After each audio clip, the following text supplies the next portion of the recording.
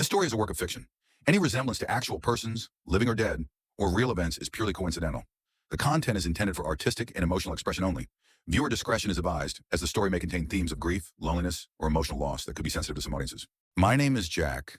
I never thought I'd be the one telling this story, because for the longest time, I tried to pretend it never happened. Or maybe I hoped that if I didn't talk about it, it would hurt less. But it didn't. It still hurts. It all started 3 years ago. I met Emily on a rainy Tuesday in a quiet little bookstore. She was standing in front of the poetry shelf, flipping through Sylvia Plath. She had this quiet, magnetic energy, like she was living in her own private movie.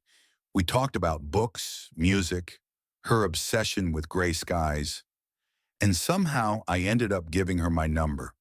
She texted me that same night, "You have sad eyes." I like that.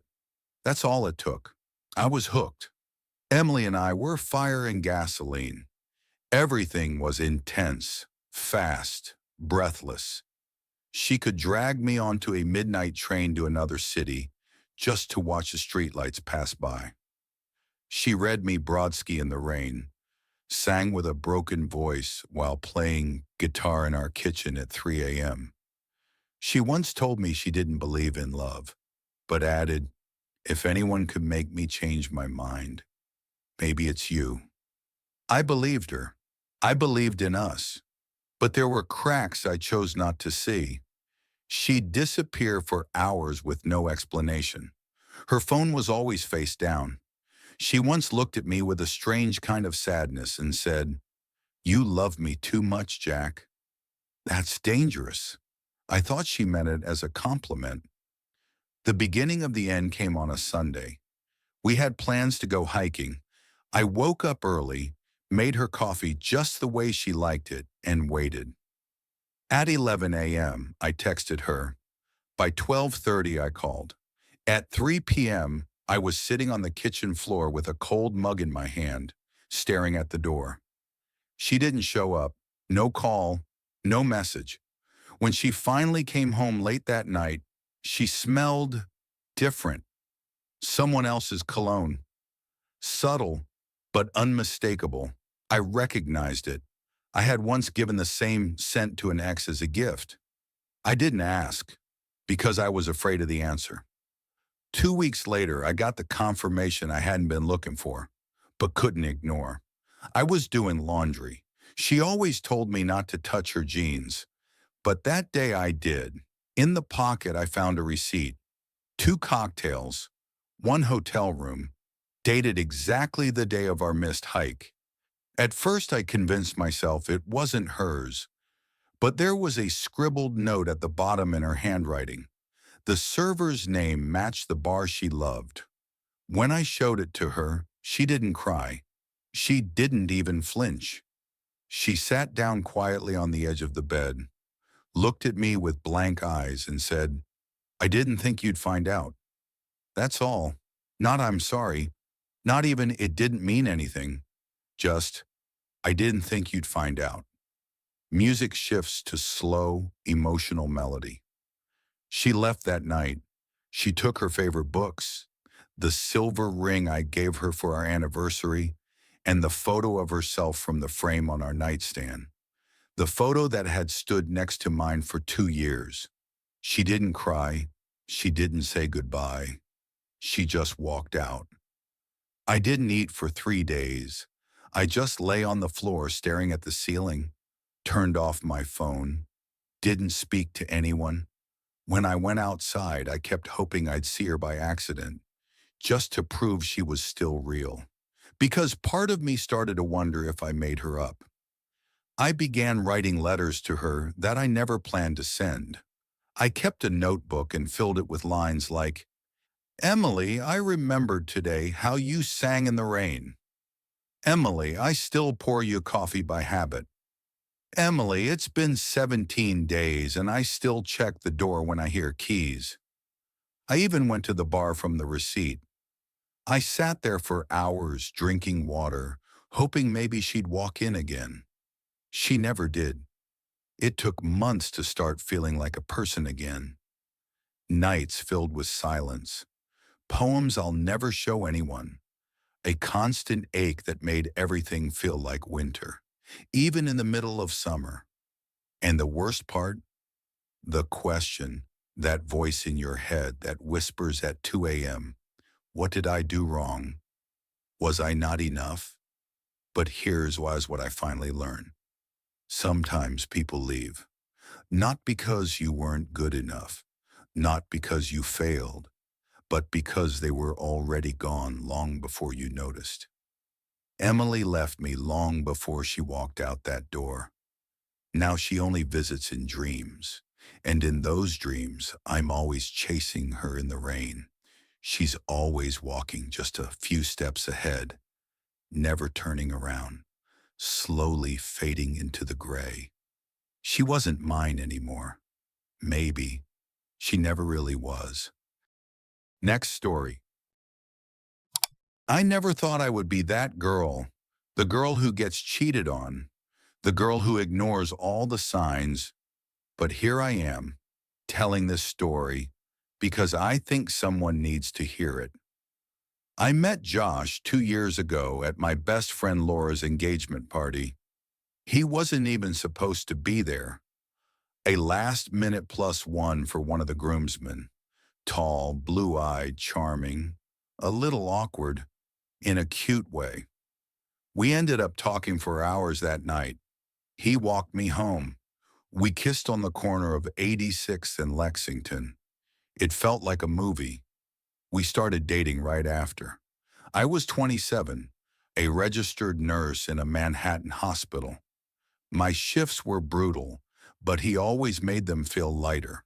He sent me lunch when I forgot to eat, flowers during double shifts, and little notes that said, "I'm proud of you." He made me feel seen in ways no one ever had before. I fell for him, hard. Josh worked in IT, mostly from home. He had this quiet confidence, this calm that made me feel safe. And for the first year, it was perfect. Dinners in, spontaneous weekend getaways, lazy Sundays, binge-watching shows neither of us cared about. We even adopted a cat together, Miso. I truly believed I'd found my person. About a year and a half in, I noticed things started to shift. Subtle things at first. He started keeping his phone face down. He'd laugh at texts, but wouldn't share what they were. He'd go out late, meeting with clients or guys' night, and come back smelling like cologne he didn't wear when he left. I brought it up once, gently. He said I was being paranoid, that I was just stressed from work, and I believed him, or maybe I wanted to. Then came our anniversary, our 2-year mark. I had the day off, which almost never happens, and I wanted it to be special. But Josh told me he had a work dinner and couldn't reschedule. I was disappointed, but I tried to understand. That afternoon, I was cleaning up our shared apartment when I noticed an open tab on his laptop. He'd forgotten to close it. It was a reservation confirmation, a restaurant. Not just any restaurant, but the one I'd been wanting to go to for months. The one with a wait list so long you had to book weeks in advance. It was booked for 2, for 7 p.m. That night. I froze. My heart raced. I stared at the screen for what felt like hours. And then something in me snapped. I got dressed, did my makeup, and took a cab downtown. I needed to know. I got there early and sat at the bar. I ordered a glass of wine and tried not to shake. Every time the door opened, I held my breath. At exactly 7:12, Josh walked in. He was holding someone's hand. She was younger, prettier, dark hair, red lips, wearing a tight black dress. She laughed loudly at something he said, and they walked right past me, didn't even notice me, and sat at the reserved table. My table. Our table.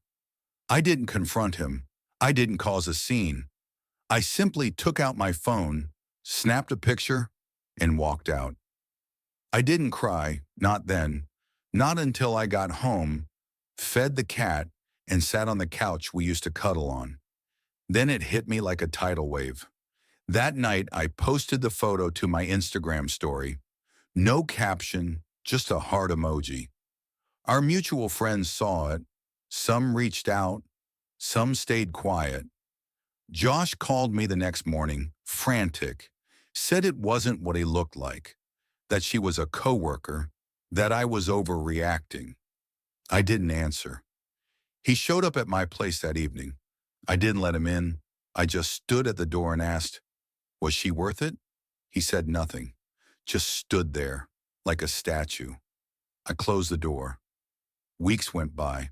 I blocked him everywhere. I focused on work, on healing, on trying to remember who I was before him. Then one night, maybe 2 months later, I got a message on Facebook from her, the girl from the restaurant. She said her name was Kayla. She said she didn't know about me. She found my profile from the photo, and then she sent me screenshots, conversations, flirty texts, promises, lies. He told her I was his roommate, that I was too emotionally unstable to move out, that he was trying to let me down gently. She believed him. She apologized, sincerely. She said she left him the day after she found out, said he tried to win her back too. He told her he loved her, that he had never loved anyone like he loved her. Funny, that's what he told me too. It took me months to move on, to stop hearing his voice when I lay in bed at night, to stop wondering what I did wrong. But now I know I didn't do anything wrong. He did. And if you're listening to this, wondering if your gut is right, it probably is. Don't ignore it. Don't wait for proof to believe what you already know in your bones.